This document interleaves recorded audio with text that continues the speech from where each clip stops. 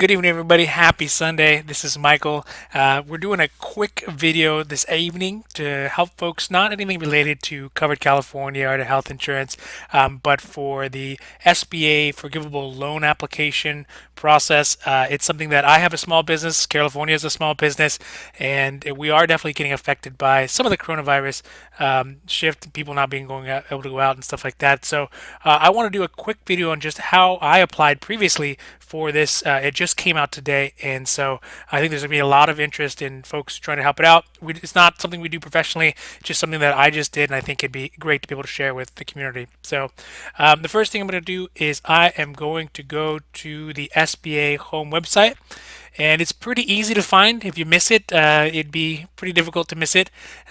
Where you would go is the coronavirus for small business. So this is the official one, the Small Business Association, SBA.gov. It's a government program that works with small businesses to help them through disasters and a variety of other things. But just make sure you're going to the correct website, because if you don't, who knows where you're giving out a lot of your information for yourself and for your business. So then you go to learn more, and the one that I just applied for is the Economic Injury Disaster Loan and Loan Advance. And these are the loans that are uh, available for folks who are applying, and you can get up to $10,000, which grant, which is pretty helpful in these times when a lot of folks need that help to help make payroll, or just some instant cash or some quick cash, I should say, to get keep your business going. So you go to there. You go to SBA.gov, click on the Small Business Guidance and Loan Resources, and the one that we're looking at is the Economic Injury Disaster Loan and Loan Advance. One thing super important to keep in mind is that there is only $10 billion worth of funding going out. And if you think about that, that seems like a lot of money, but it's really not, considering how many small businesses are really in need of help and just some extra cash. So if you figure $10,000 loans is the amount that they're giving out, that's really going to put maybe 1 million people are going to be able to get it, and I believe it's first come first serve. So you're going to want to apply as soon as possible, as soon as you can, to make sure you get in the line, and hopefully if all things go well, you'll be able to get get some of that money. So first things first, click here. Pretty easy, and it'll take you to a relatively easy application, right? And so it just has 5 steps to it, and um, it's pretty straightforward. So first, you go to eligibility entity verification, and you choose one. So is the applicant is a business with not more than 500 employees. Click. That's California. Applicant is an individual who operates a sole proprietorship with or without employees. No, we have some employees. But if you don't have any employees, obviously you can go there. Applicant is a cooperative with no more than 500 employees. No. Applicant is an employee stock ownership plan. If it is, then click that one. Tribal business concerns. Applicant is a business including agricultural cooperative. They got a lot of other types of businesses, but for I think with the majority of folks like myself, it's just simply under 500 employees. If you're a nonprofit, then you can also choose nonprofit. Also here, it wants to know if you're engaged in any sort of illicit activities. You want to probably click no to all these unless it's yes, but more than likely, the majority of people applying are probably going to be no.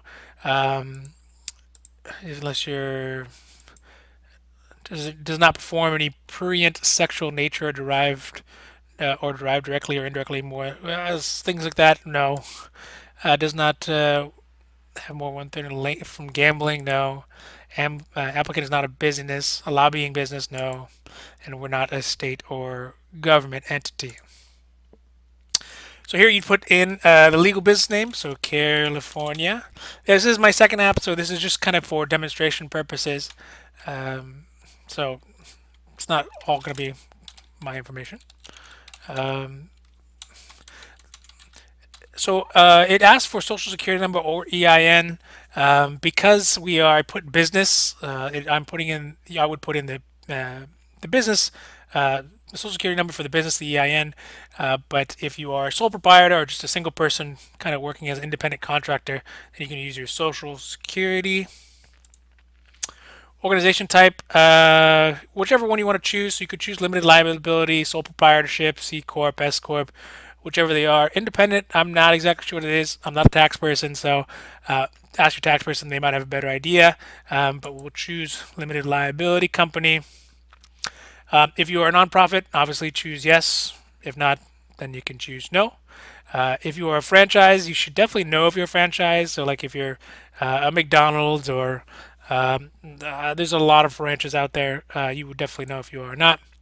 Here, you want to put in how much revenue you made in the last 12 months prior to the disaster. Basically, the months before January 31st, 2020. So this should be relatively easy because it's kind of a almost flat 12 months of business. So let's just put in 1,000. Oh, 500,000, 50,000.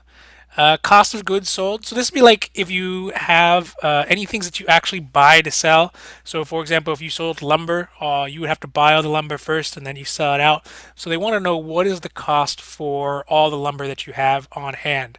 But if you make YouTube videos like I do, or if you have some sort of services, or if you're a tax person or things like that, then you're not going to have really anything you sell. Your services are what you sell. So there's not going to be a cost for buying actual any sort of like hard materials.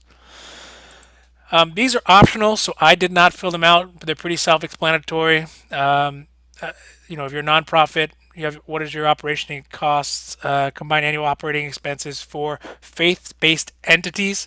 If you are a faith-based entity, and you list the kind of services, other sorts of compensation that you've received, provide brief description of other sources, and then you put your address. So you could be like 7 Carelifornia Way. That's California. Wait, California, California, in California County, and that's 90001. Put your business phone number in there. Oh, yeah, 844. And your business email, if you have an email, so you could do Carelifornia at gmail.com.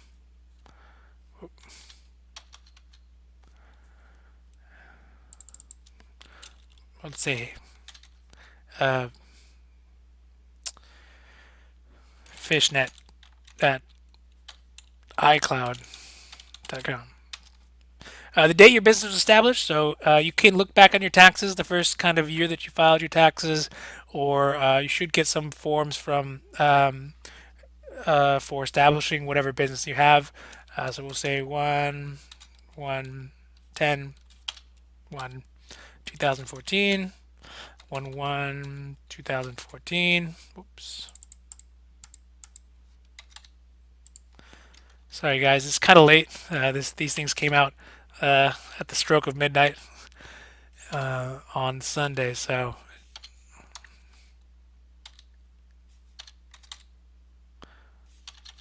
01/01/2014. Bam. Business activity. So we would do insurance and agency and number of employees. We have, let's say 10. What did I miss? Cost of goods sold. None. There we go.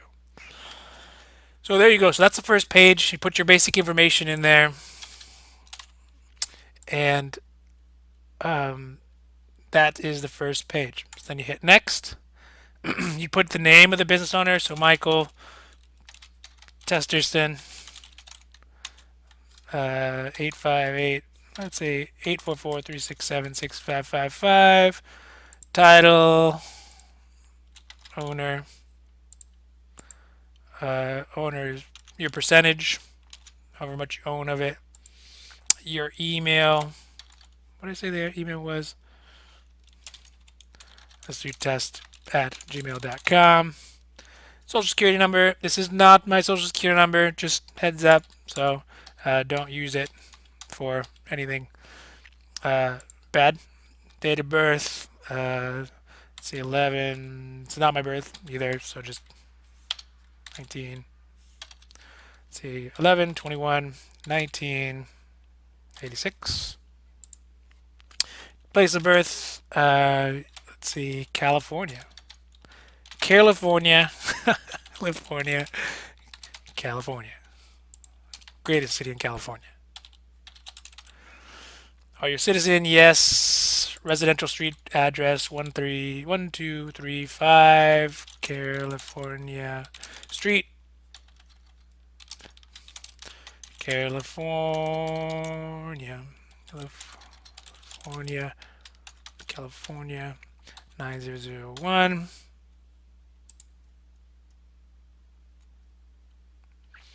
Oh, is your business owned by a business entity? So if a business entity owns you, then yes. If they don't, then no. So in the past year, has the business been listed or been convicted of criminal offense committed during and in connection with a riot or civil disorder? No, I don't think so. Is the applicant or any listed owner currently suspended or debarred from contracting with the federal government? That's no. Of course, if in your case it is yes, then you'd want to put yes. But in that case, for us, no. Are you presently subject to an indictment, criminal information arrangement, or other means by which criminal charges are brought in by a jurisdiction? Nope. For here, you can put if someone assisted with you. Obviously, you all see it's relatively easy to get the initial application started. So there are people who are charging to go through this process with folks, and it's understandable for people who maybe don't have access to a computer. They'd be not likely watching this on YouTube. So it is possible to have someone who helps you out or even charge you for it. But it's a relatively simple process thus far. You definitely want to click here if you want to be considered for an advance of up to $10,000. So that would be some a means of getting you some cash prior to the loan's full approval process. I put yes on there because that could be a pretty big help. You put your bank name there, so you could do Wells Fargo or whatever bank you have. The account number. One thing that is super duper important, I messed up on mine, was that the account number is first and the routing number is second. Normally in applications where you're putting in your bank account information, the routing number is first and the account number is second. But in this case, the account number is first and the routing number. So triple double check if you're doing this that your routing number is on the second one under routing number and your account number is under account number. Otherwise, you end up putting the routing number in the account number and the account number in the routing number. And if you do get approved, you may not know, and they may send that money to somebody else. So. There are some authorizations allowing SBA to review information, your personal information, check with kind of all the internal government computers to figure out if the information that you're putting is correct and is truthful. And you just, click I certify that one. Review all the information, make sure it's correct, make sure you're not a robot, and then hit submit. So I'm not going to submit this one because all the information is not correct. It's made up information for the most part. But once you hit submit, then you will get a confirmation number for your application, and they say that they'll reach out to you at some point in the future with any updates about the status of your application. So I hope that this was relatively helpful for everybody. I know it's not really complicated. I know it's the middle of the night essentially, but it is going to be something that a lot of folks are going to have questions about. I had questions about it, and I wish that someone else had done it. I had been able to see someone else do it before I did. It's kind of nervous when you don't know what's going to happen, but now you see it's it's pretty quick and pretty painless, and so it's just a great way to at least get that process, get that ball rolling, especially if you're one of those companies who really are in need of help or could really use the extra cash to try to keep everything floating for the next couple of months until the more larger reforms happen. So with that, I'll say I hope you all have a good night, and I really appreciate you watching the video. And we'll be back with more information about our California health insurance side stuff later this week. But I just want to do this one real quick to make sure that everyone can kind of see and get a heads up and get a jump on it, because it is going to be first come, first serve. So if you wait too long, it may not be there by the time you get those extra funds. So, all right, everyone have a good night, have a great week, and I hope you have a happy, healthy rest of your day. Thanks, bye.